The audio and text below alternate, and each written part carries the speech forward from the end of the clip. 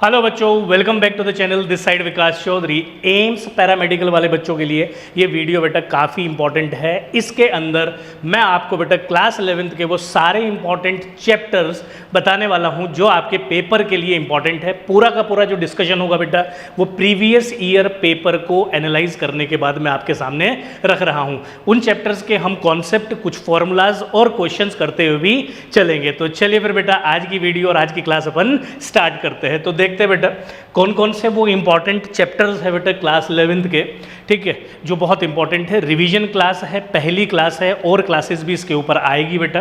तो मैं बात करूँ बेटा कौन कौन से चैप्टर इंपॉर्टेंट है, तो उसमें सबसे पहला चैप्टर अपना unit and dimension. Unit and dimension से हर साल बेटा एक या दो क्वेश्चन देखा गया है। काइनेमेटिक्स से क्वेश्चन देखे जा रहे हैं बेटा, ग्रेविटेशन से भी क्वेश्चन आ रहा है हर साल बेटा। 2022 से लेकर 2025 तक हर साल आपके पास क्वेश्चन आया है। फ्लूइड्स इंपॉर्टेंट है, थर्मल फिजिक्स, थर्मोडायनेमिक्स और केटीजी, ये तीन चैप्टर एक यूनिट को बनाते हैं बेटा। बहुत ही इंपॉर्टेंट यूनिट आपके पास है और इन्हीं 5 के 5 चैप्टर्स को आज की वीडियो के अंदर मैं करने वाला भी हूं आपके साथ, और आप बहुत ध्यान से देखते हुए चलेंगे बेटा। वीडियो को आराम से देखेंगे, लास्ट तक देखेंगे, बहुत ही फ्रूटफुल आपके लिए वीडियो होगी।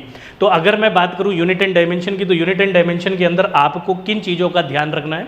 सबसे पहले कुछ डायमेंशंस है जो इंपॉर्टेंट है, जिन पर क्वेश्चन या फिर वो डायरेक्ट डायमेंशन पेपर में पूछ ली जाती है। उसमें एनर्जी है, एनर्जी बहुत ज़्यादा यूज़ होता है। ml2 t-2, प्रेशर हो गया बेटा ml-1 t-2, density ml-3, surface tension, अभी जो एम्स का पेपर हुआ था उसमें भी सरफेस टेंशन पे क्वेश्चन आया था बेटा, ये हो गया ml0 t-2, coefficient of viscosity, gravitational constant, काफ़ी बार इससे पहले इस पर बेटा क्वेश्चन आ चुका है एम्स पैरामेडिकल में। यंग्स मॉडुलस, प्लैंक कांस्टेंट होता है ml2 t-1, इसको ध्यान रखेंगे, इंपॉर्टेंट है। फोर्स कांस्टेंट, ये स्प्रिंग कांस्टेंट, अपन इसको कुछ भी बोल सकते हैं, ml0 t-1। इसकी और डायमेंशन और सरफेस टेंशन की डायमेंशन बेटा सेम होती है। अभी एम्स वाले पेपर के अंदर जो आपका नर्सिंग का हुआ था उसमें सेल्फ इंडक्टेंस पूछा गया ml2 t-2 a-2, और रेजिस्टेंस XL XC और रेजिस्टेंस कैपिटल R, किसी का भी डायमेंशन वो आपसे पूछ सकता है। तो एक तो सबसे पहले ये डायमेंशन तो अपने को याद रखनी है। इसके अलावा भी बहुत सारी डायमेंशन है, मैं कुछ इंपॉर्टेंट चीज़ें इसके अंदर लेके आया हूँ जो आपको पक्के से याद रखना है बेटा। उसके अलावा प्रिंसिपल ऑफ होमोजेनिटी, ऐसा प्रिंसिपल है इसके बिना आपके पास यूनिट एंड डायमेंशन में कोई जनरली क्वेश्चन नहीं बनेगा। दो स्टेटमेंट आपके पास देता है, पहला है कि डायमेंशन वही ऐड होगी जिनकी है ना, जिनकी डायमेंशन सेम है, तो same dimension can add and subtract better. दूसरा है लेफ्ट हैंड साइड आपके पास किसके बराबर होनी चाहिए, राइट हैंड साइड के। तो इसको यूज करके अपन 3 एप्लीकेशन पे काम करते हैं, आप बच्चों को पता है, फॉर्मूला डेरिवेशन पे, फॉर्मूला करेक्टनेस पे और यूनिट कन्वर्जन पे, ठीक है। उन पर डायरेक्टली कोई क्वेश्चन नहीं आता है बेटा। जैसे फॉर्मूला डेरिवेशन में ए बी सी की वैल्यू कई बार वो पूछ लेता है, तो आप उसको एक बार गो थ्रू करेंगे, हम क्वेश्चन के थ्रू भी उसको समझेंगे बेटा। एरर की अगर मैं बात करूं तो एरर इंपॉर्टेंट है बेटा। सबसे पहले तो किसी भी मेजर्ड वैल्यू को कैसे लिखते हैं, true value plus minus error, ठीक है। अब इस एरर को अगर मुझे एडिशन में फाइंड करना हो तो बेटा ये रहा फॉर्मूले को अच्छे से ध्यान रखेंगे। एडिशन और सब्ट्रैक्शन के लिए एक ही फॉर्मूला चलेगा। एरर इन मल्टीप्लिकेशन के लिए बेटा फ्रैक्शनल एरर निकाला जाता है, और अगर आपसे वो परसेंटेज एरर पूछेगा तो इसी को आप 100 से मल्टीप्लाई करेंगे। एक चीज़ और इसमें बेटा बहुत इंपॉर्टेंट है, वो है आपके पास एरर इन पावर। मान लीजिए कि आपसे मैं बोलूँ x = a की पावर m b की पावर n, ऐसा कुछ आपको क्वेश्चन में दे दिया और मैंने बोला कि परसेंटेज एरर निकालो, तो आप बेटा आपको क्या करना है, डेल्टा x = जो पावर है, ये पावर प्लस माइनस करके बाहर आ जाएगी, that is delta a/a plus delta b/b। इसमें कई बार बच्चों का क्वेश्चन होता है, ये फ्रैक्शनल एरर है, अगर आपको परसेंटेज एरर वो पूछता है तो बेटा इसको 100 से मल्टीप्लाई कर लेंगे। तो अगर अपन इसको 100 से मल्टीप्लाई करते हैं तो ये हमारा परसेंटेज एरर है। इसमें कई बार बच्चे बोलते हैं कि सर अगर पावर नेगेटिव हुई तो बेटा दो चॉइस है, अगर क्वेश्चन में मिनिमम एरर नहीं पूछा है तो आप प्लस ही लेके चलेंगे पावर की वैल्यू को वहाँ पर, जब हम मल्टीप्लाई करेंगे। मतलब क्या हुआ, x = a की पावर m b की पावर n, तो इसमें लिखा जाएगा बेटा डेल्टा a/a, ये प्लस पावर थी बाहर आ जाएगी, और ये भी इधर आएगा बेटा आपके पास डेल्टा b/b। कुछ इस तरीके से आपका डेल्टा x/x लिखा जाएगा प्लस माइनस में। तो इस बात को ध्यान रखना। अगर ध्यान रखेंगे बेटा, अगर वो मिनिमम वैल्यू निकालने के लिए बोलता है तो तब आप क्या कहते हैं, बीच में माइनस साइन ले लेंगे, जो नेगेटिव पावर था उसको नेगेटिव ले लेंगे। तुमने कहा सही बात सर। अब देखते हैं बेटा इसके ऊपर क्वेश्चन, किस किस टाइप के क्वेश्चन हमारे पास पूछे। तो जैसे कि पहला क्वेश्चन है the dimension of Planck constant, ठीक। तो मैं प्लैंक कांस्टेंट का क्वेश्चन लिया, is same as the product of. आपको बताना है कि इन तीनों में से किसका, कौन सा, इन चारों में से कौन सा ऑप्शन है जो मल्टीप्लाई करके आपका डायमेंशन किसके बराबर दे दे सर, प्लैंक कांस्टेंट के। तो आप जरा चेक करो बेटा, प्लैंक कांस्टेंट की डायमेंशन कितनी है, ml2 t-1। तो हम लिख लेते हैं बेटा दैट इज ml2 t-1 1। अब मुझे यहाँ देख के बताओ कि फोर्स इंटू टाइम करूँगा तो फोर्स का डायमेंशन क्या रहता है सर, mlt-2, और टाइम से अगर अपन मल्टीप्लाई करते हैं तो ये बन जाएगा mlt-1। Option wrong. अगर वहीं पर इन तीनों को मल्टीप्लाई कर दे, फोर्स कितना है mlt-2 into displacement is l into time, तो बेटा मल्टीप्लाई करो तो ये बना ml2t-1। जरा चेक करो क्या सर यही डायमेंशन थी क्या, बिल्कुल थी। तो कौन सा ऑप्शन बेटा हमारे पास सही हो गया, that is your B option. ठीक, तो एक क्वेश्चन अपने पास ये हुआ। एक और क्वेश्चन इसी के ऊपर क्या बोला है हमारे से, विच of the following combination of constant have dimension of time. तो आपको बताना है इनमें से चारों में से कौन सा ऑप्शन ऐसा है जो आपका टाइम की डायमेंशन के बराबर आता है। तो कैसे करेंगे आप जरा अपना क्वेश्चन देखो बेटा। तो पहले तो g और h, ठीक है, पहले इन दोनों की डायमेंशन अपन निकाल लेते हैं। तो g की डायमेंशन कैसे निकलती है आप बच्चों को पता है, f इज इक्वल्स टू होता है g(m1m2/r²। तो आप यहाँ से g की डायमेंशन लिख लेंगे, अन्यथा मैंने बेटा इससे पहले लिखा था, आप उसको याद भी रख सकते हैं। मेरा वैसे आपको सजेशन रहेगा कि आप याद रखेंगे तो ईजिली और फास्ट आप क्वेश्चन को कर लेंगे, फिर भी मैं यहाँ निकाल के दिखा देता हूँ। तो ये हो गया mlt-2 और ये हो गया बेटा L2/m²। तो ये वैल्यू कितनी आ गई sir m-1, that is L3t-2। तो ये डायमेंशन हमारे पास होगी। h की डायमेंशन अभी आपने लिखी थी, कितनी थी sir, that is your ml2t-1। ठीक है, तो ये हमारे पास डायमेंशन, इन दोनों को आप मल्टीप्लाई करो तो हमारे पास GH की डायमेंशन कितनी आती है। तो बेटा देख लो g m-1 L3t-2, इसको अपन मल्टीप्लाई कर लेते हैं, दैट इज ml2t-1। इसको अगर अपन सॉल्व करेंगे तो ये बन गया sir m0, that is L5t-3। अब देखो यहाँ से आपको आगे फर्दर हिंट मिलेगी, इसमें l की पावर 5 है, नीचे c माने स्पीड, तो मतलब कि आपको टाइम के बराबर करना है, मतलब l की डायमेंशन को 0 करना है बेटा। तो उसके लिए हमारे पास क्या बेस्ट ऑप्शन है कि अगर मान लो कि मैं इस GH को c की पावर 5 से डिवाइड कर देता हूँ, तो ये हो गया m0 L5t की पावर -3, और स्पीड का कितना होता है सर LT-1, तो दोनों की पावर गई, तो दैट इज L5t की पावर -5। अब ये देखो इन दोनों की डायमेंशन कैंसिल हो गई, तो ये हो गया m0 L0, ऊपर जाके बन गया ये t⁻²। अगर इस वैल्यू को मैं यहाँ रखता हूँ और रूट करता हूँ तो दैट इज t⁻1/2। तो बेटा डायमेंशन किसके बराबर आ गई सर, t के बराबर। तो कौन सा ऑप्शन ही करेक्ट हो गया सर, ए ऑप्शन। तो ऐसे आप जल्दी पहचान लेंगे बेटा उसमें। ठीक है, अगले क्वेश्चन पे आते हैं। एरर पर बेस्ड क्वेश्चन है, हमारे से क्या बोला है, मास में कुछ मास की मेजर्ड वैल्यू हो रही, रेडियस की मेजर्ड वैल्यू हो रही बेटा, लेंथ की मेजर्ड वैल्यू हो रही, आपसे मैक्सिमम परसेंटेज एरर बोला है। मैंने क्या बोलता, लिखा है तो अच्छी बात है, नहीं भी लिखा तो आप प्री डिफाइंड या प्री सेट रहेंगे कि सर वो हमारे से मैक्सिमम एरर ही पूछ रहा है in the measurement of the density. आप डेंसिटी का फॉर्मूला बताओ क्या है कि सर डेंसिटी होता है मास अपॉन वॉल्यूम।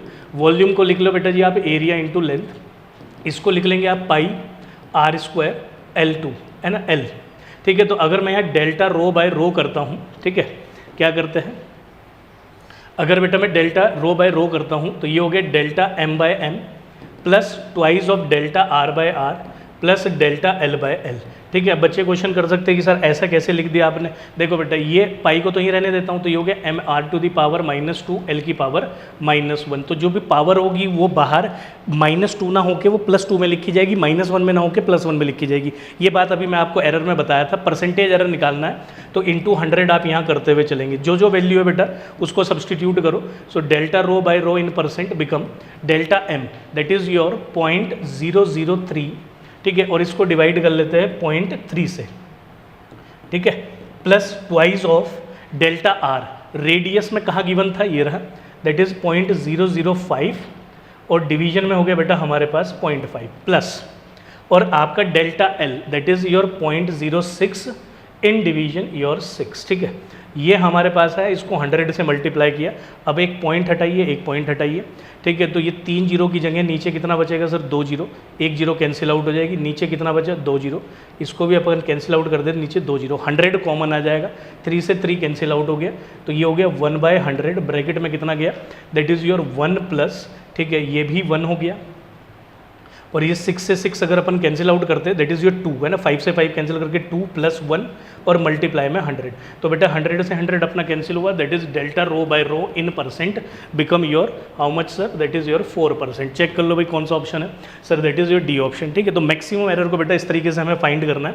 नेक्स्ट पे आते हैं, नेक्स्ट ये कुछ क्वेश्चन है एरर पर बेस्ड, आपने कुछ क्वेश्चन प्रैक्टिस किए, सिमिलरली बेटा आपने क्या कहते हैं डायमेंशन को फाइंड करने पर कुछ प्रैक्टिस किए, इसी टाइप के क्वेश्चन प्रीवियस ईयर में आते हैं। अगर अपन काइनामेटिक्स की की बात करें, ठीक है, काइनेमेटिक्स में भी चीज़ें समझते हैं बेटा। काइनेमेटिक्स के अंदर पहले आपने मोशन समझना है, फिर प्रोजेक्टाइल मोशन समझना है और फिर वेक्टर को समझना है। मोशन हमारे पास 3 टाइप के होते हैं। यूनिफॉर्म मोशन होता है। यूनिफॉर्म मोशन की पहचान होती है कि अगर वेलोसिटी कांस्टेंट हुआ तो आप उस मोशन को यूनिफॉर्म बोल देंगे। यूनिफॉर्मली एक्सेलरेटेड मोशन कितना होता है? जिसमें एक्सेलरेशन कांस्टेंट रहता है, ठीक है। नॉन यूनिफॉर्म मोशन कौन सा हुआ? जिसमें ना एक्सेलरेशन कांस्टेंट रहता है और ना वेलोसिटी कांस्टेंट रहती है बेटा, ठीक है। किसी भी मोशन को डिस्क्राइब करने के लिए सिर्फ अपने को 3 चीज़ें ही ऑब्जर्व करनी होती है। जब अपन ये 3 चीज़ें ऑब्जर्व कर लेते हैं तो इनके अंदर अवेलेबल फॉर्मूलाज है। जब आपका वो फॉर्मूलाज है उनको फिर आप after finding the situation use करेंगे। तो बेटा क्या क्या फॉर्मूला है मैं लिख देता हूँ।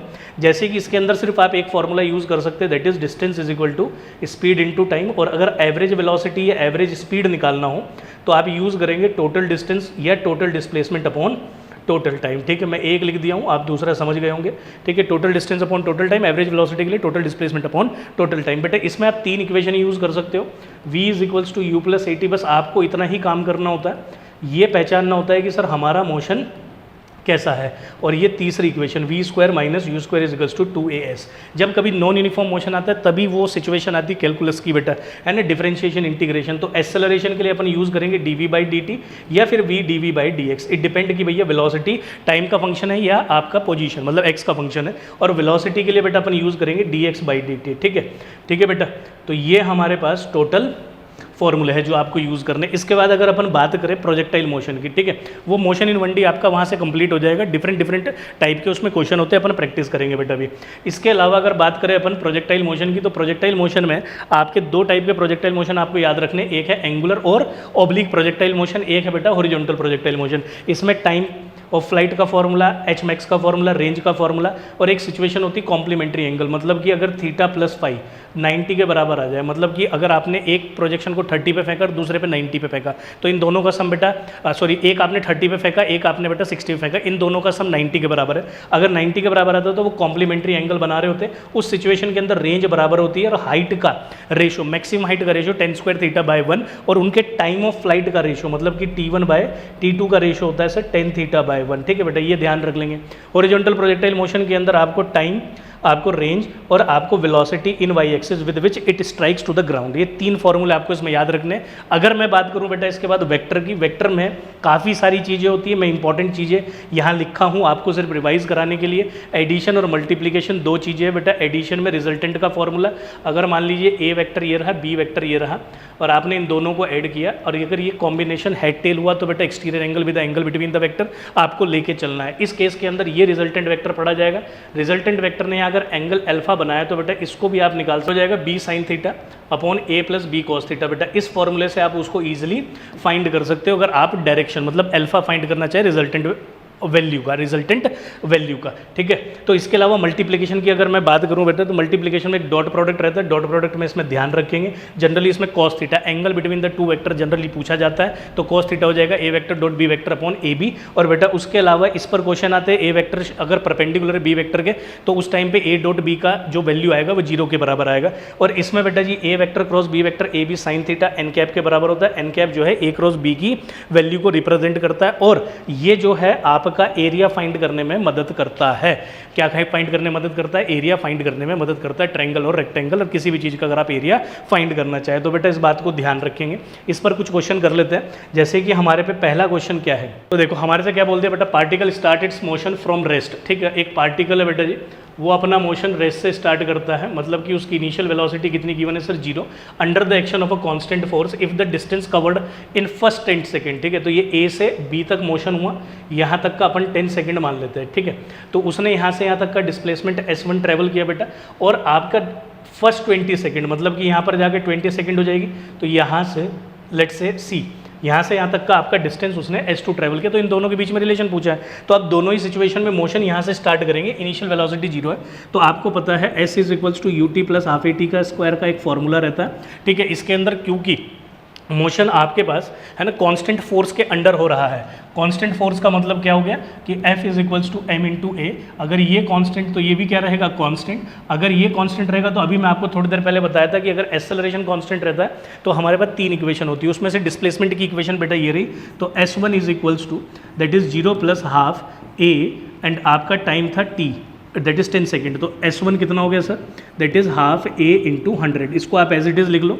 सिमिलरली बेटा जी अपन S2 निकाल लेंगे यहाँ से यहाँ तक का डिस्टेंस ट्रेवल्ड। तो उसको कैसे निकालेंगे, similar, S2 is equals to 0 plus half A और ये हो जाएगा 200 का स्क्वायर। तो यहाँ से आ गया हाफ A इंटू 400 बेटा, ये हमारे पास S2 आ गया। आपको इन दोनों का रेशो पूछा है तो आप कर लो, है ना, रिलेशन पूछा है तो अगर मैं रिलेशन फाइंड करता हूँ तो S2 by S1 is equals to half A into 400 by half A into 100।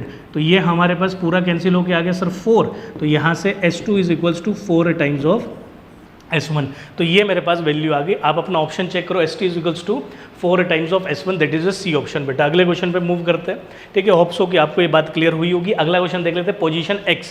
अच्छा, ये वेरिएबल का क्वेश्चन हो गया, नॉन यूनिफॉर्म मोशन का क्वेश्चन हो गया। इसमें क्या बोल दिया हमारे से, X जो है वो कितना है 9t square minus t cube, ठीक है, ये हमारे पास है। What will be the position of the particle when it achieve maximum speed. ध्यान रखना बेटा, मैक्सिमम स्पीड की कंडीशन क्या होती है, मैक्सिमम स्पीड मतलब उससे ज़्यादा स्पीड नहीं जाएगी। तो मतलब कि अब इससे आगे वेलोसिटी में कोई चेंज नहीं होगा तो एक्सेलरेशन 0 हो जाएगा। एक्सेलरेशन 0 होने का मतलब क्या हो गया सर, dv/dt की वैल्यू 0 आ जाएगी, ठीक है। तो इसका मतलब मुझे इसमें सबसे पहले v निकालना पड़ेगा, दैट इज dx/dt, क्योंकि जब तक v नहीं आएगा तो आप dv/dt करके एक्सेलरेशन नहीं फाइंड कर सकते। तो इसको डिफरेंशिएट करता हूं, that is 18t minus 3t square. और एक्सेलरेशन के लिए क्या करेंगे सर, अपन dv/dt बेटा लिख देता हूं, दैट इज 18 माइनस 60। इस वैल्यू को 0 के बराबर रख लो तो 60 इज इक्वल्स टू 18। तो t सर अपने पास कितना आ गया, 3 सेकेंड बेटा। अब ध्यान से सुनना, पूछा क्या उसने इस टाइम पर, जब मैक्सिमम स्पीड बॉडी अटेन कर लेती है x डायरेक्शन में तो पोजीशन ऑफ द पार्टिकल आपको बतानी है। तो मतलब x की वैल्यू फाइंड करनी है इस सिचुएशन पे। तो x का वैल्यू क्या था sir, x is equals to 9t square minus t cube. तो यहाँ पर अपन t की वैल्यू को 3 रखेंगे बेटा, तो that become 3 cube 9 minus 27, that is 81 minus 27। तो सर इट बिकम 54 मीटर। कौन सा ऑप्शन हो गया sir, that is your A option बेटा। इंपॉर्टेंट क्वेश्चन है, ठीक है, इजी एंड मॉडरेट दोनों के बीच में लाई करने वाला क्वेश्चन है। तो आप इसको अच्छे से समझ गए होगे, ऐसा मेरे को उम्मीद है बेटा। इस टाइप के कुछ क्वेश्चन आप खुद से भी प्रैक्टिस करेंगे पेपर के लिए, इंपॉर्टेंट क्वेश्चन है बेटा। अगले क्वेश्चन में हमारे से क्या बोला, इंपॉर्टेंट क्वेश्चन है, काफ़ी इंपॉर्टेंट क्वेश्चन है, लेवल भी अच्छा है बेटा, मॉडरेट टू डिफिकल्ट लेवल का क्वेश्चन है, बहुत ध्यान से समझेंगे। आप खुद से भी एक बार ट्राई कर सकते हो क्वेश्चन को, आप वीडियो पॉज करके खुद से एक बार चेक करो कि भाई हमारा क्या आंसर आता है। डायरेक्ट आप आंसर पे लैंड करो, अगर नहीं समझ में आता है तो आप बेटा वीडियो को पॉज, आप वीडियो को प्ले करके आप चेक कर सकते हैं कि भाई सर ने किस तरीके से किया है। तो एक बार चेक कर लेते हैं। हमारे से बोला two particles are located at equal distance. ये इंपॉर्टेंट लाइन है बेटा इसमें, equal distance from the origin. 2 particle, उनका जो पोजीशन वेक्टर है क्वेश्चन के अंदर वो गिवन है। तो मतलब कि ये सिचुएशन ऐसी हो गई हमारे पास कि ये आपके पास A पोजीशन है, ये B पोजीशन है, इसका कुछ पोजीशन वेक्टर अपने को A वेक्टर गिवन है, इसका बेटा कुछ पोजीशन वेक्टर अपने को B वेक्टर गिवन है। इन दोनों का मैग्नीट्यूड बराबर है, ठीक है, इन दोनों की पोजीशन का डिस्टेंस जो है वो बराबर है, ऐसा क्वेश्चन में बोला है उसने। तो मैं A वेक्टर को लिख लेता हूँ। A वेक्टर को अगर अपन लिखेंगे सो it become 2i cap plus 3nj cap plus 2k cap, ठीक है। और ऐसे अगर अपन बेटा B वेक्टर लिखेंगे that is 2i cap minus 2j cap plus 4pk cap, इसका मैग्नीट्यूड करेंगे तो इसका अगर मोड करते हैं दैट इज A वेक्टर का मोड आप देख के बताओ। 2 का स्क्वायर अपना कितना हो गया, 3n का स्क्वायर और 2 का स्क्वायर, वो भी रूट में, तो that is your 4 plus 9n square plus 4। इसको एज इट इज लिख देता हूँ। B वेक्टर का मोड कितना हो गया, that is under root 4 plus 4 plus 16p square, ठीक है। इन दोनों वैल्यू को उठा के बेटा यहाँ रख देता हूँ, तो यहाँ रखूँगा तो कितना आएगा देख लो भाई, that is under root of 4 plus 9n square is equals to that is your 4 plus 4। चाहे आप इसको फर्दर सॉल्व कर लो, मुझे कटते हुए दिख रहा है तो मैं नहीं लिख रहा हूँ उसको, ठीक है। रूट से रूट कैंसिल होगा, 4 से 4 कैंसिल होगा, तो that become 9n square is equals to 16p square. दोनों साइड स्क्वायर रूट करोगे बेटा, plus minus 3n is equals to 4p, कुछ ऐसे करके आपके पास वैल्यू आ जाएगी। तो यहाँ से हमारे पास 3n की 2 वैल्यू हो गई, एक प्लस 4p और एक माइनस 4p, तो मैं लिख लेता हूँ। तो मैं यहाँ 3n की दो वैल्यू लिख लेता हूँ, +4p एंड -4p, ठीक है। तो आगे चलते हैं अब इसके बाद, ठीक है। ऐसे आप बोल सकते हो 4p की दो वैल्यू है। बेटा हमारे से बोल दिया if both the vector are at right angle. अभी मैं आपको बताया था कि जब दो वेक्टर परपेंडिकुलर होते हैं तो उनका डॉट प्रोडक्ट 0 रहता है, तो इसका मतलब a vector dot b vector should be equals to 0। अब इन दोनों का, ठीक है, तो यहाँ पर हमारे पास क्या हो गया, a vector dot b vector, ठीक है, इन दोनों का डॉट प्रोडक्ट 0 करेंगे तो ये डॉट करके अपने पास 4 आया, इन दोनों को डॉट करके बेटा हमारे पास -6n आया और ये आ गया 8p, ठीक है। इस वैल्यू को 0 रख लेंगे। अब आप हमारे से इसमें फाइंड क्या करना है, n की पावर -1 बेटा हमें इसमें फाइंड करनी है, तो मतलब कि p को एलिमिनेट करना है। तो आप यहाँ पे लिख लो 4 - 6n plus twice of 4p is equals to 0। अब 4p की वैल्यू आप रखो बेटा, यहाँ पे क्या रखेंगे, अगर इसको हमने रख दिया प्लस का 3n, तो प्लस का 3n रखने पे कैंसिल आउट हो जाएगा, तो माइनस का रखना पड़ेगा, -n plus 2 of -3n is equals to 0, that is 4 - 12n is equals to 0, that is 4 is equals to 12n। तो ये कैंसिल आउट हुआ तो n की वैल्यू आ गई सर 1/3, तो n इनवर्स की वैल्यू आ गई सर अपने पास 3, ठीक है। तो ऑप्शन चेक कर लो बेटा, that is your A option, ठीक है। तो बढ़िया क्वेश्चन हुआ, एक ही क्वेश्चन से आपको काफ़ी चीज़ें समझ में आई होगी, ऐसी मेरी उम्मीद है बेटा। आगे बढ़ते हैं, आते बेटा इस क्वेश्चन में हमारे से क्या बोला, ए वेक्टर गिवन है, बी वेक्टर गिवन है, मैग्नीट्यूड बोल दिया आपको, magnitude of component of A vector along b vector, ठीक है। प्रोजेक्शन का क्वेश्चन है बेटा, ठीक है। किस चीज़ का क्वेश्चन है सर, प्रोजेक्शन का। प्रोजेक्शन का मतलब क्या हुआ, आपको मैं इधर समझा देता हूँ।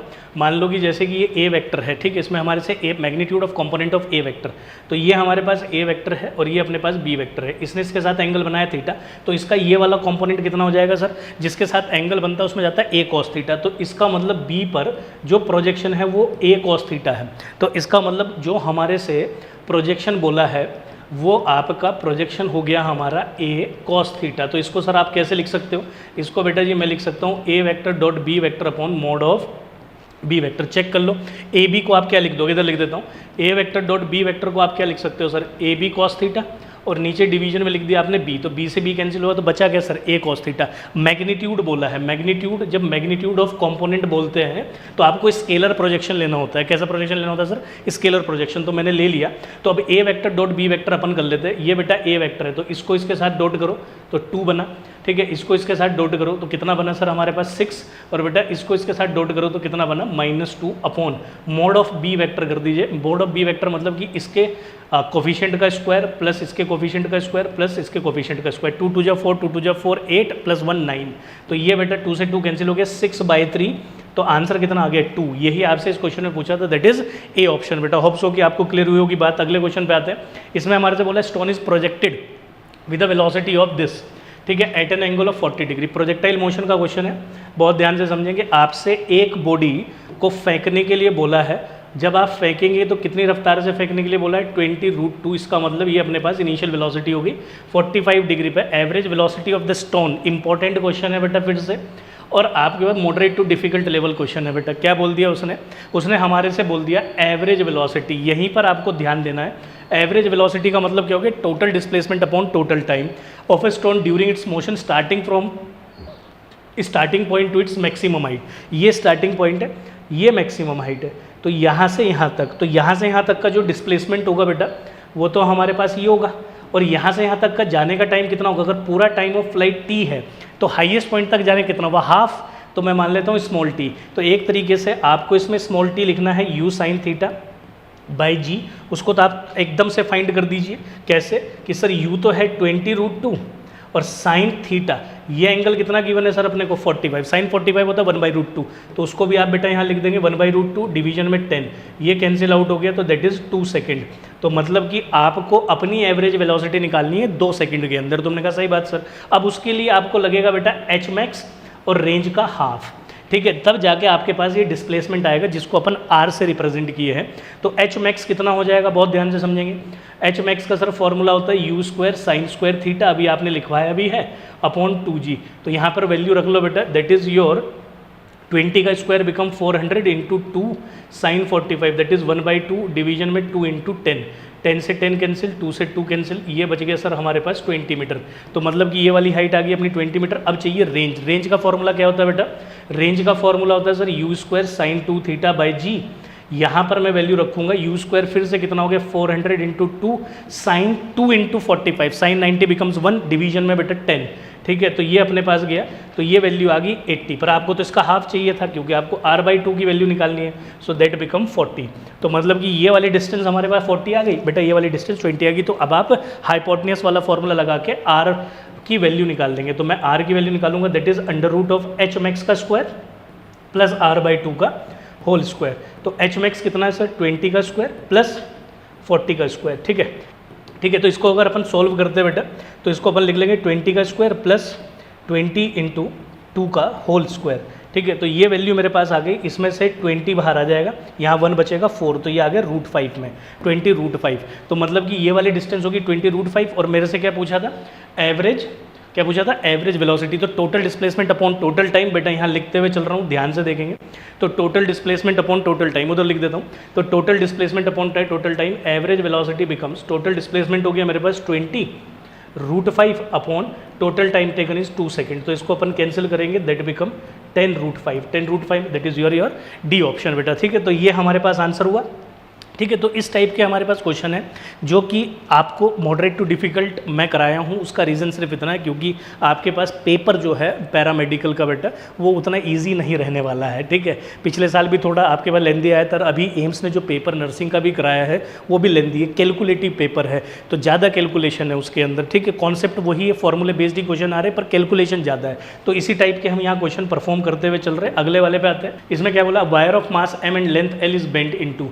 तो आपसे बोला कि एक वायर है, ठीक है, इस वायर की बेटा जी हमारे पास लेंथ l है, इस bent into form a circular ring, ठीक है। इसको हमने एक सर्कुलर रिंग बनाने के लिए काम किया, तो मतलब इसकी लेंथ जो है सर्कमफ्रेंस में बदल गई, बिल्कुल इतना सा कॉन्सेप्ट हुआ। तो l किसके बराबर हो गया सर 2πr, तो r की वैल्यू कितनी होगी सर l/2π, ठीक है। तो पहली चीज़ तो मुझे समझ में आई। आगे बोला है the movement of inertia of the ring about the axis, इसके एक्सिस जो सेंटर से पास होने वाली एक्सिस होती है, रिंग का मूवमेंट ऑफ इनर्शिया कितना होता है सर, रिंग का मूवमेंट ऑफ इनर्शिया होता है दैट इज mr², तो दैट इज ml²/4π², इतना सा आंसर है बेटा, ठीक है, इतना सा आंसर है। बस खाली आपके पास एक फॉर्म से दूसरी फॉर्म में कन्वर्ट करने के ऊपर क्वेश्चन है, इतना सा आंसर है हमारे पास। तो कितना हो गया ml²/4π², that is your C option बेटा। अगले क्वेश्चन पे मूव करते हैं, अगले क्वेश्चन पे मूव करते हैं। अगला टॉपिक आ गया अब हमारे पास। इस टॉपिक के अंदर जो काइनेमेटिक्स जो इंपॉर्टेंट है उस पर आपने वेक्टर के ऊपर भी किया, प्रोजेक्टाइल मोशन के ऊपर भी किया, आपने बेटा मोशन के ऊपर भी किया, आपने क्या कहते हैं नॉन यूनिफॉर्म मोशन के अंदर भी किया, ठीक है। तो ऑलमोस्ट हमने सभी टाइप के क्वेश्चन देखे। अब ग्रेविटेशन है, ग्रेविटेशन के अंदर आपको कुछ फॉर्मूले याद रखने हैं। एक तो जैसे ग्रेविटेशनल फोर्स का फॉर्मूला हो गया, एक्सेलरेशन ड्यू टू ग्रेविटी का फॉर्मूला हो गया, आपका हाइट पे हो गया बेटा, डेप्थ पे हो गया। अगर मैं एस्केप वेलोसिटी की बात करूं, एनर्जी की बात करूं, है ना, पोटेंशियल एनर्जी की बात करूं -gmm/r, या फिर बेटा जी मैं चेंज इन पोटेंशियल एनर्जी की बात करूं, ये इंपॉर्टेंट फॉर्मूला है। ये कैसा फॉर्मूला है सर, इंपॉर्टेंट फॉर्मूला है। सैटेलाइट की अगर बेटा अपन बात करें तो उसमें ऑर्बिटल वेलोसिटी की बात कर लेते हैं, इसकी काइनेटिक एनर्जी कितनी है, इसके पास पोटेंशियल एनर्जी कितनी है, टोटल एनर्जी कितनी है, बाइंडिंग एनर्जी कितनी है। तो ये फॉर्मूले मैं सामने लिख दिया हूँ, आप इनको एक एक करके गो थ्रू करेंगे और लर्न कर लेंगे बेटा, ठीक है। इसके अलावा वैसे मैं एक पूरे फॉर्मूले के ऊपर एक वीडियो ऑलरेडी चैनल पर डालूँ, क्लास 12th फॉर्मूले के नाम से, कंप्लीट क्लास 12th फॉर्मूले के नाम से, तो आप उससे भी मदद ले सकते हैं बेटा। आगे बढ़ते हैं, इस वाले क्वेश्चन को इसके ऊपर चेकआउट करते हैं। हमारे से बोला the time period of geostationary satellite is 24 hour at a height of this, ये हाइट गिवन है, R E radius of the earth है, और दूसरा एक और सैटेलाइट है जो इतनी हाइट पर है, तो आपको दूसरे वाले का टाइम पीरियड निकालना है। टाइम पीरियड का फॉर्मूला कितना होता है, देखो ये आपका केपलर्स लॉ के ऊपर बेस्ड हो गया बेटा, ठीक है। केपलर्स लॉ क्या कहता है कि भैया जो टाइम का स्क्वायर है वो आर के क्यूब के डायरेक्टली प्रोपोर्शनल है। तो अगर हम पहले वाले टाइम को t1 मान लेते हैं और अर्थ की जो अपनी रेडियस है वो आर ई है, उससे बोल दिया कि 6 आर ई डिस्टेंस ऊपर है, तो आपको तो डिस्टेंस सेंटर से लेनी है, तो कितना हो गया सर 7 आर ई हो गया। तो मैं पहले वाले टाइम को t1 मान लेता हूँ इज इक्वल्स टू 7 RE², ठीक है। t1 की वैल्यू आपको क्वेश्चन में गिवन है बेटा 24 आवर्स, ठीक है, बाद में सब्सटीट्यूट कर लेंगे। अब दूसरे वाले टाइम पे चलते, t2² इज, क्योंकि इसकी डिस्टेंस है 2.5, तो सेंटर से कितना हो गया 2.5 + 1 RE, तो दैट इज 3.5, इसको क्यूब लेके चलना है, 3.5 RE⁻3, दोनों का रेशियो बना लेते हैं t2 का स्क्वायर बाय t1 का square is equals to that is your 3.5 RE/7 RE⁻3। तो इसको कैंसिल आउट करेंगे तो बेटा ये बचेगा अपना 2, तो यहाँ पर लिखते हुए चलते हैं that is t2² by t1² is equals to 1/2⁻3। तो हमारे को T2 चाहिए था, तो that is T2 square is equals to 1/8 T1 square. ठीक है, T1 की वैल्यू अपने को 24 आर गिवन है, तो दोनों साइड स्क्वायर रूट कर लेंगे, तो बेटा हमारे पास आ जाएगा T2 is equals to 1/2√2 times of 24 hours. तो ये कैंसिल आउट हो गया, तो that is 12। T2 is equals to आप इसको लिख सकते हैं 6√2। ठीक है, तो इन आर, तो हमारे पास आंसर कितना आ गया 6√2, तो that is your A option. ठीक है बेटा जी, तो यहाँ से ये क्वेश्चन हमारे से क्या बोला, body of mass M is taken from earth to the surface of a height equal to the radius of the earth. ठीक है, तो एच को आर के इक्वल रखना है। The change in potential energy, calculation नहीं करनी, सिंपल जो फॉर्मूला लिखवाया बेटा चेंज इन पोटेंशियल एनर्जी का, उसको यूज़ कर लेंगे, दैट इज mgh/1 + h/r। ठीक है, इस रिलेशन को डायरेक्ट यूज़ करते हैं और अपना आंसर फाइंड कर लेते हैं। mg, ठीक है, हाइट कितनी है, is equal to twice the radius of the earth, sorry that is twice the radius of the earth. Height है 2r, तो ये जाएगा अपने पास 1 + 2r/r, एक r से r कैंसिल आउट हो गया, तो यहाँ से हमारे पास change in potential energy become 2mgr/3। तो आप चेक करके बताओ बेटा ऐसा किस ऑप्शन में, that is your A option. ठीक है, तो ग्रेविटेशन पर कुछ इस टाइप के हमारे पास क्वेश्चन है। अब अगला टॉपिक है फ्लूइड, इसको भी फटाफट कंप्लीट कर लेते हैं। इसके अंदर 2-3 चीज़ें रहती है बेटा, जो उसमें से इंपॉर्टेंट है वो मैं यहाँ लिख दिया हूँ। तो आपके पास डायनेमिक फ्लूइड के अंदर equation of continuity, Bernoulli's theorem और टोरी-सीरीज एक्सपेरिमेंट। तो टोरी-सीरीज एक्सपेरिमेंट को मैं दिखा देता हूँ एक बार कि टोरी-सीरीज एक्सपेरिमेंट में क्या होता है कि आप अपन होल करते हैं यहाँ से, तो ओरेफाइज बनाने की वजह से, ठीक है, ओरेफाइज बनाने की वजह से क्या होता है, नीचे की तरफ आपका लिक्विड आता है, या अगर वाटर होगा तो वाटर आएगा, वो किसी वेलोसिटी बाहर आता है, उसको बोलते हैं ई फ्लक्स वेलोसिटी, तो किसी डिस्टेंस पर जाके गिरता है। तो इसमें 2 हाइट होती है, एक ही ऊपर से हाइट और एक अपने पास बेटा टोटल हाइट। तो अगर ई फ्लक्स वेलोसिटी, ये वाली वेलोसिटी निकाल रहे हो तो ये हो जाएगा 2gr, इसमें हाइट ऊपर वाली लेनी है।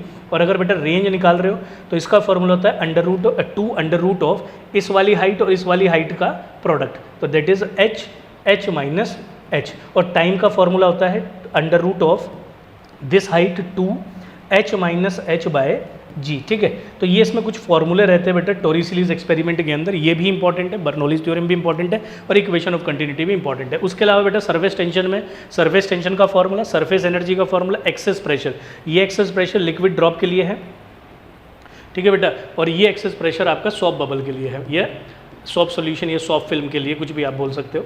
ठीक है, कैपिलरिटी का एक फॉर्मूला रहता है कि कितने हाइट तक आपका लिक्विड राइज करेगा। अगर आप किसी कैपिलरिटी को लिक्विड के अंदर इंसर्ट करते हैं तो आपको उसका जो h होता है, कितनी हाइट तक जाएगा, वो फॉर्मूला होता है 2t cos θ/ρgr। तो एक फॉर्मूला ये आपने याद रखना है। तो फ्लूइड में इतने से अपनी बात बन जाएगी, मैक्सिमम क्वेश्चन आप इजीली कर पाएंगे बेटा। ठीक है, तो इसके ऊपर एक क्वेश्चन है, उसको देख लेते हैं।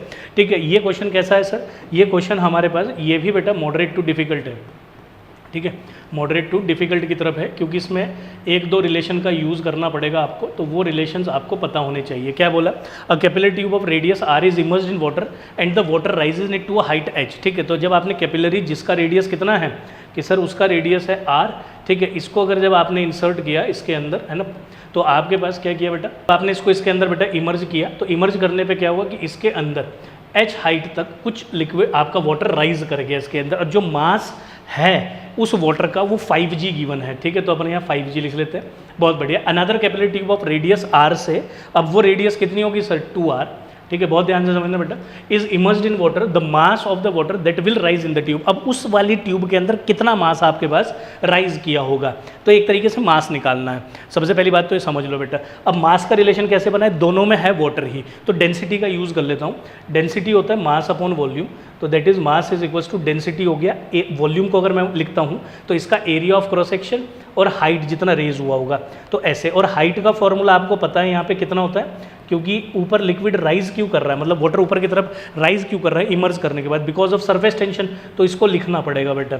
ठीक है, तो हाइट हो गया कितना 2t cos θ/ρgr। तो मैं अब इस वैल्यू को यहाँ रखता हूँ और चेक करता हूँ कि मेरा मास कितना आया, दैट इज रो, और एरिया हो गया πr², h की वैल्यू हो गई सर कितना 2t cos θ/ρgr। तो बेटा ये रिलेशन आपको यहाँ बनाना रहेगा, r से r कैंसिल हो गया, रो से रो कैंसिल हो गया, तो एक तरीके से मास जो आया वो आया πr 2t cos θ।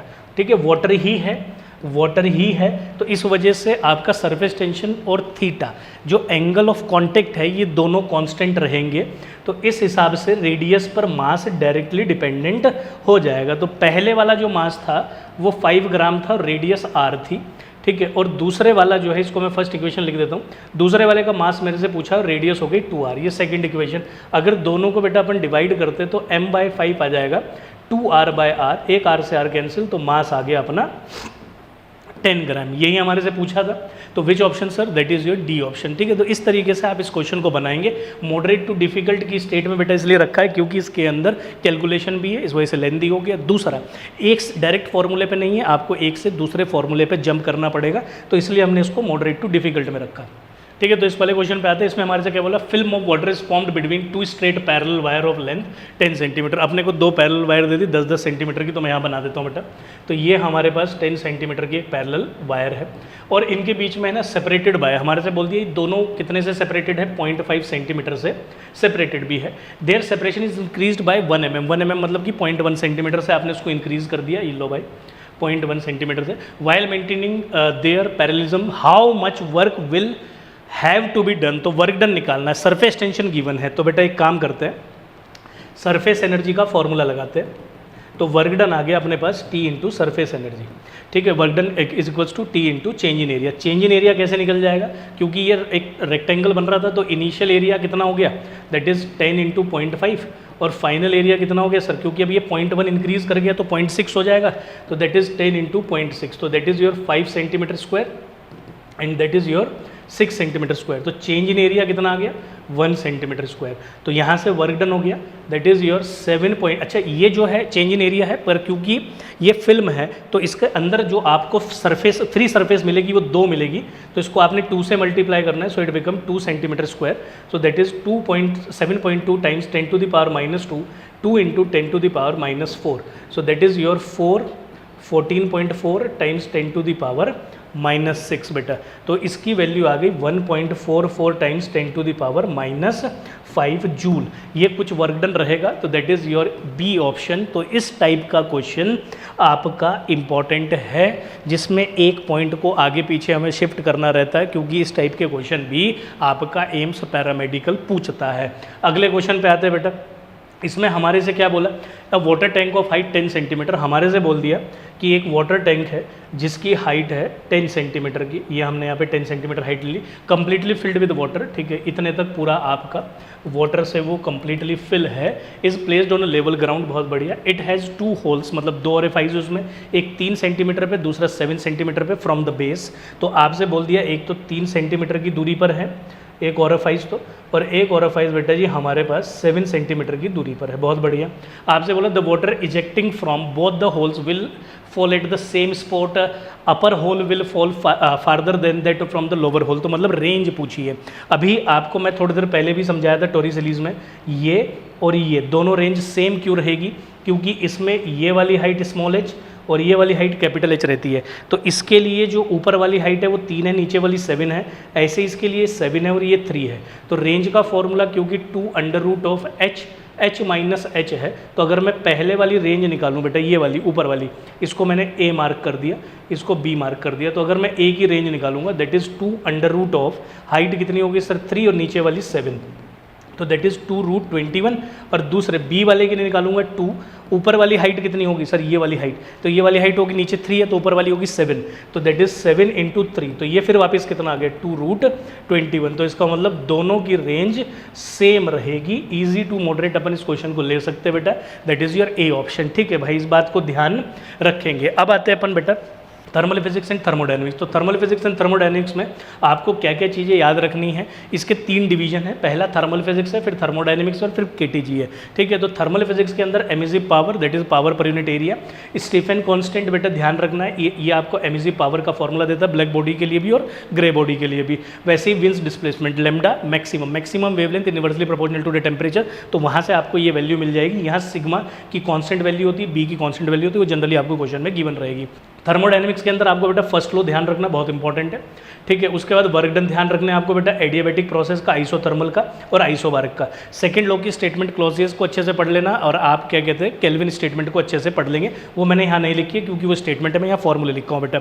उसके अलावा केटीजी के अंदर ये जितनी है, केटीजी इसमें मोस्ट इंपॉर्टेंट टॉपिक है, जिससे सबसे हाई प्रोबेबिलिटी है क्वेश्चन की। इसके अंदर जितने भी फॉर्मूले यूज होने वाले मैं यहाँ लिख दिया हूँ इंपॉर्टेंट वाले, average pressure, RMS velocity, kinetic energy, 3/2 PV is equals to 3/2 nRT, इसको बोल्ट्जमान कांस्टेंट में भी लिखते हैं, 3/2 kBT, और आपका नंबर ऑफ मोल n में भी लिखते हैं बेटा, ठीक है। वो फॉर्मूले यहाँ से सारे डिड्यूस हो जाएंगे। डिग्री ऑफ फ्रीडम मोनोएटॉमिक का ध्यान रखना है, डायटोमिक का ध्यान रखना है। CV की वैल्यू बेटा बहुत इंपॉर्टेंट है, CV का जो वैल्यू है वो F/2R से दिया जाता है। CP की वैल्यू जो है बेटा इन दोनों में रिलेशन रहेगा, CP minus CV is equals to R। तो यहाँ से CP कितना हो गया हमारे पास कि सर ये हो गया F/2R प्लस R, ठीक है। तो ये फॉर्मूला भी ध्यान रखना है, जब अपन इन दोनों का रेशो करते हैं CP/CV तो वो एटोमिसिटी आती है, उसका फॉर्मूला होता है F+2/F।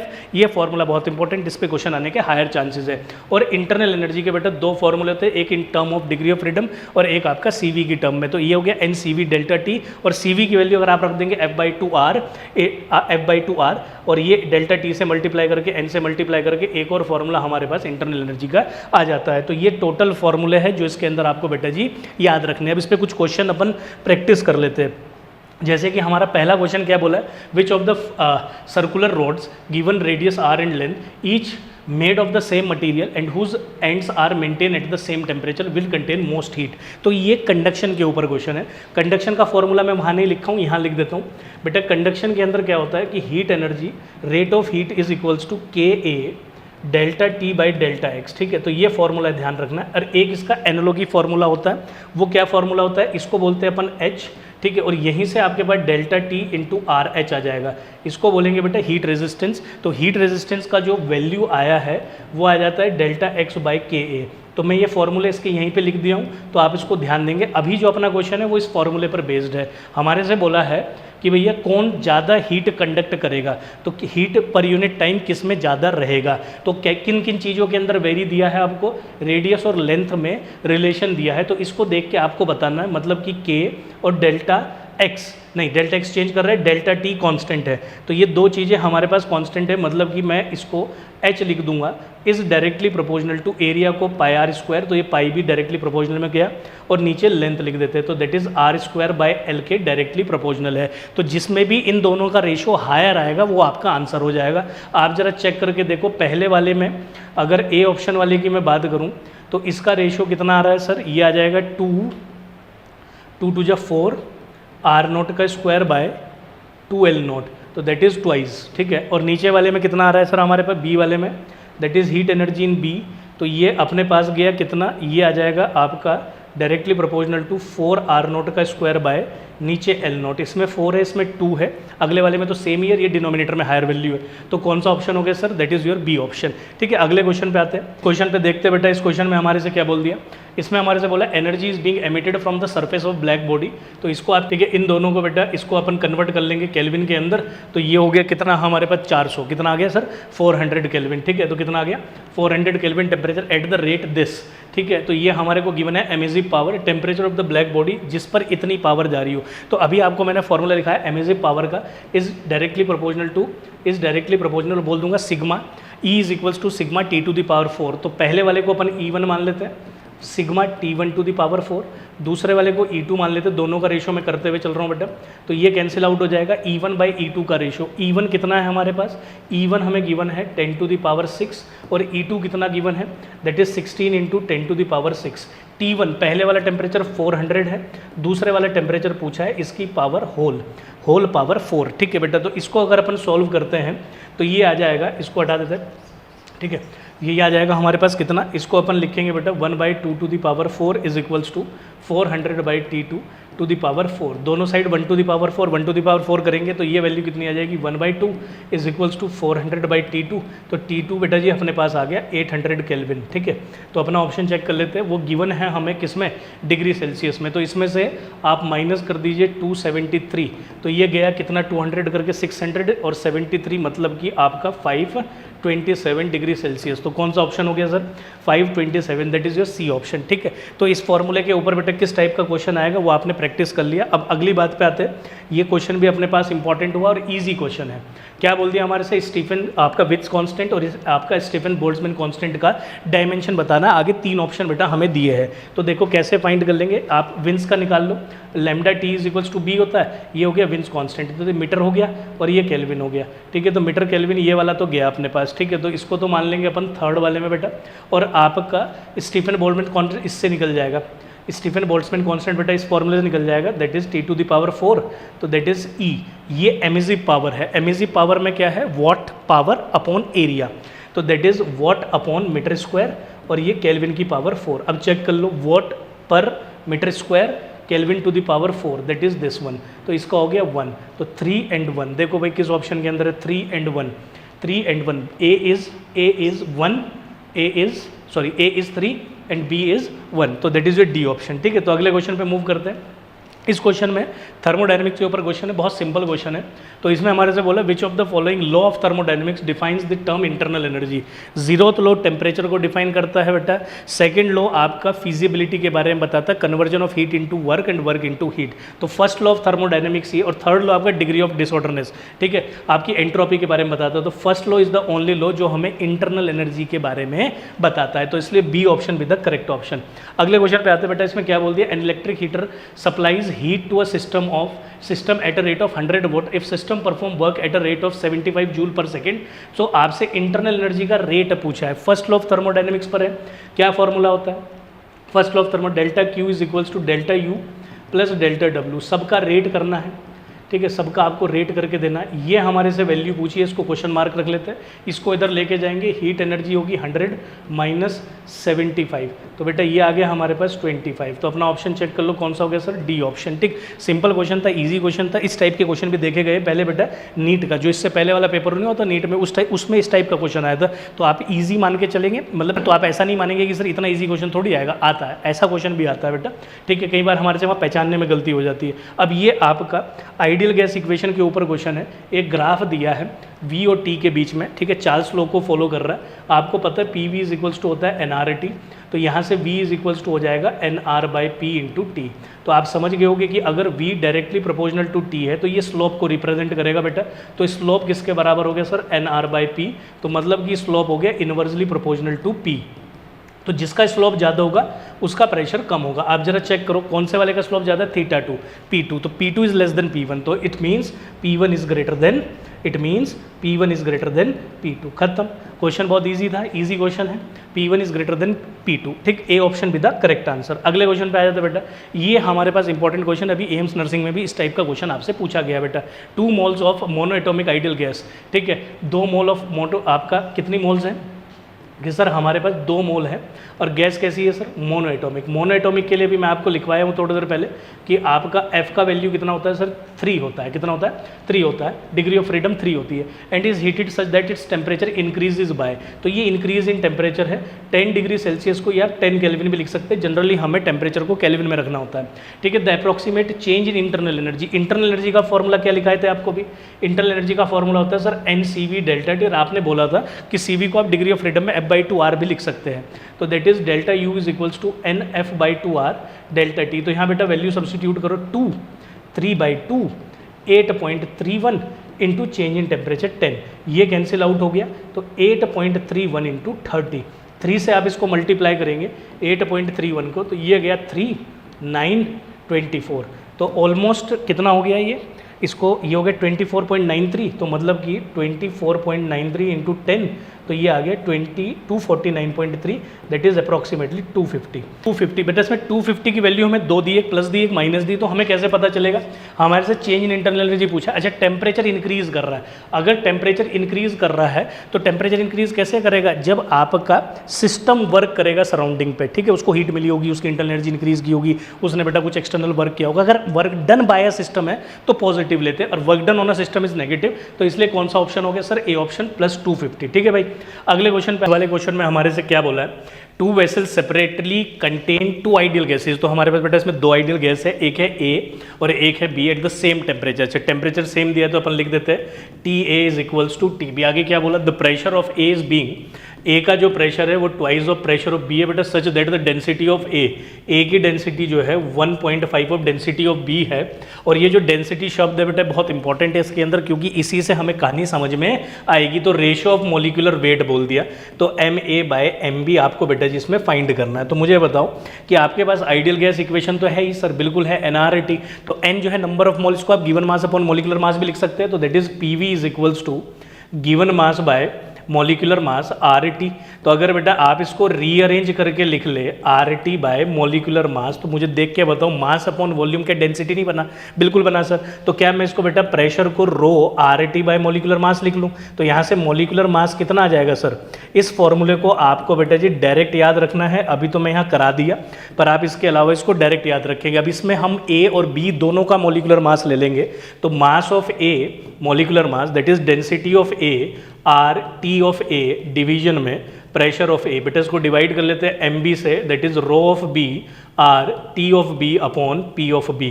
तो ये हमारे पास इक्वल है TA और TB और RB इक्वल है, तो दोनों को बेटा अपन कैंसिल कर दिए। तो सर यहाँ से क्या बचा? That is sir rho A by rho B, और ये बच गया बेटा PB बाय PA। अब मुझे देख के बताओ क्या PA की वैल्यू 1.5 PB है? लिख लेता हूँ।